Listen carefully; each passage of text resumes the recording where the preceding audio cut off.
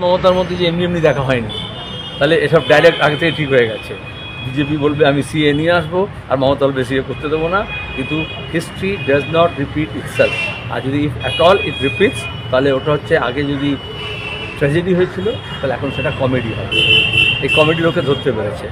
সুতরাং এটা বাইনারিতে যেমন ভাঙছে পশ্চিমবঙ্গের রাজনীতিতে, বাম শক্তি এবং তার সঙ্গে বিজেপি, তৃণমূল, বাকি সবাই আইএসএফ, কংগ্রেস সবাই মিলে একটা হওয়ার চেষ্টা করছে, তখন বিজেপি আর তৃণমূল আবার ভোটের বাজারে ওই ভাগাভাগি রাজনীতি করার জন্য এটাকে ব্যবহার করবে। কিন্তু মানুষ সচেতন, আবার নতুন করে এভাবে বালাকোট পুলওয়ামা করতে পারবে না, সিএনআরসি করতে পারবে না। মানুষ জীবন, জীবিকা, রোজগার, রুজি, চাকরি, ক্ষুধা এই নিয়ে বেশি ব্যস্ত।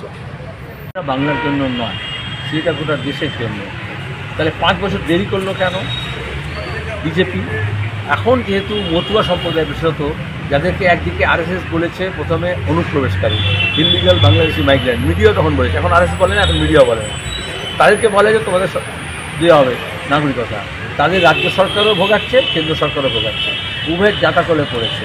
কিন্তু এই আইনটা তাদের জন্য নয়। রুলসটা আসলে তোমরা দেখতে পাবে যে কীভাবে রুলসে ইনকর্পোরেট করা যায়, সেটাই হয়তো মাথায় চুলচিতে হচ্ছে।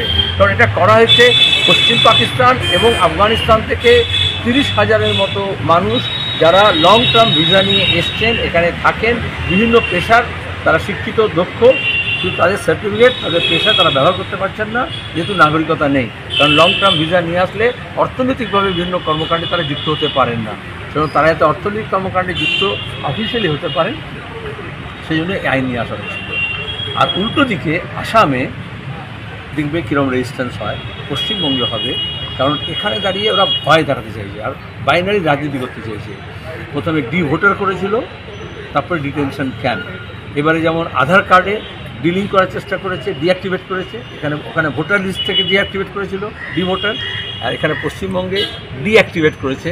তারপরে চেঁচামেচি হয়েছে, তখন একটু থেমেছে। কোনো আইন এটা করতে পারে না, কারণ ওটা ফরেনার্স অ্যাক্ট অনুযায়ী। তাই তুমি নতুনকে দিতে পারো, কিন্তু তুমি কাউকে বিদেশি বলে ঘোষণা করতে পারো না। নাগরিকতার ব্যাপারে তুমি কারুরই ভোটাধিকার যেমন কেড়ে নিতে পারো না, তেমনি তুমি কারোর নাগরিকতাও কেড়ে নিতে পারো না। আর মতুয়া সম্প্রদায়ের মানুষ এবার বুঝবেন যে বিজেপি কী বড় ধাপ্পা দিয়েছে আর তৃণমূল কীরকম মিথ্যা করেছে।